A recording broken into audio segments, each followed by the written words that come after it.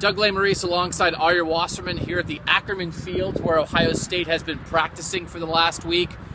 Getting the camp blues, Urban Meyer said. He's a little punch drunk. They're living in hotels.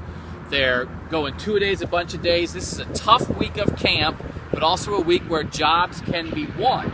And we have a little better idea about some of those position battles now, including a very important one for this team especially at backup quarterback. We know how important that is. Cardale Jones had won the job in the spring, but it sounds like things have changed. Yeah, I mean, now that you have a guy like J.T. Barrett coming on strong, it's kind of hard to envision somebody like that not kind of stepping up. That's an Urban Meyer guy.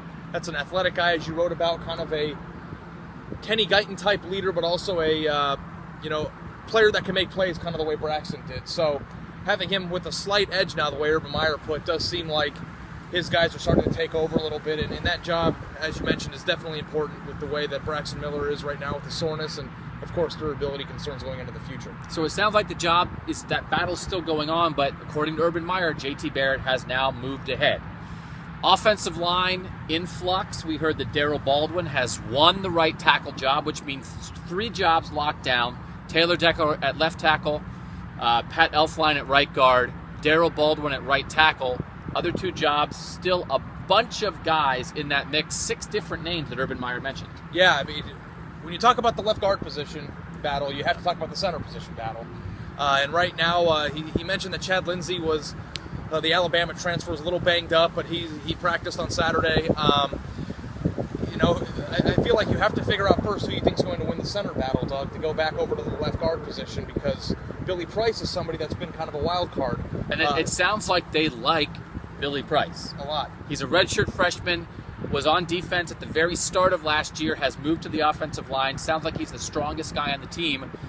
They like him. Yeah, and Coach Warner said he's one of the most physically athletic and gifted players on the team. So he's figuring into both spots. Joel Hale at left guard is somebody that we've heard a lot about.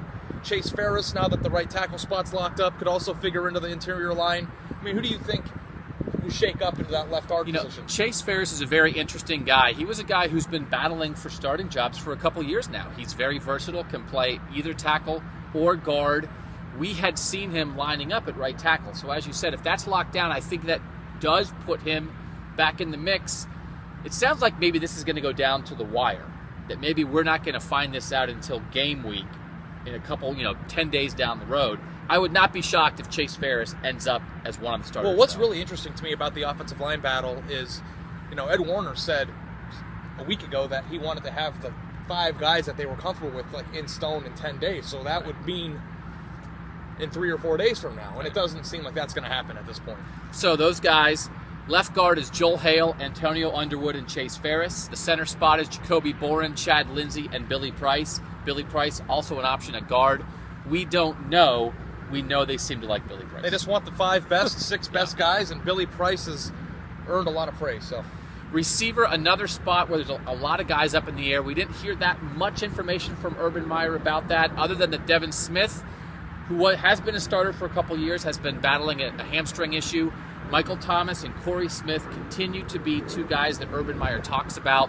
Do you think one of those 2 guys, both those guys, could end up starting at receiver? Well, it's your favorite thing to say is we hear all the time about those 2 guys, and neither of us have seen it happen yet. And, the concerning thing to me, I think, at wide receiver is that Devin Smith's their top guy, and he has never really, he's been a deep threat, he's made big plays, not taking anything away from him, but he's never been a consistent first option guy. So really the entire room is a question mark. And even when you look at guys like Jalen Marshall, how's he going to figure in? Urban Meyer mentions Jalen Marshall in 80% of his press conferences, but he's like he told me in the story we wrote, I'm a myth. Right. So really, to me, I think Corey Smith's a myth. I think Michael Thomas is a myth. We've heard so many good things about them, but who's going to actually come out there and make plays? Nick Vannett, maybe. He's a guy that Urban Meyer mentioned. Jeff Hireman at tight end, still a bit limited, coming off foot surgery. Urban Meyer brought up Nick Vannett. He's a second tight end. He said he's going to play. I wrote about in the spring, could we see more 2 tight end sets? If you put Hireman more out, standing up as a receiver-type guy, maybe you can play both those guys together. And if guys are not seizing the receiver job, maybe that becomes an option. It has to be. I personally, I got a lot of flack from this in Chicago talking to some of the writer buddies. I said that I thought Jeff Hireman could have a shot to maybe be the leading receiver. Now, that's probably I mean, it depends on how you look at it, because he has to command mismatches, and how do you get mismatches? By having other threats outside and vice versa. But he is really, him and Braxton Miller are the only two proven offensive weapons they have right now. On the defensive side, it seems like the big battle there is still at cornerback. Urban Meyer has said that Duran Grant is playing like an all-Big Ten guy. Very impressed with his camp, although Duran Grant, another guy, limited a little bit by hamstring issues, according to Meyer.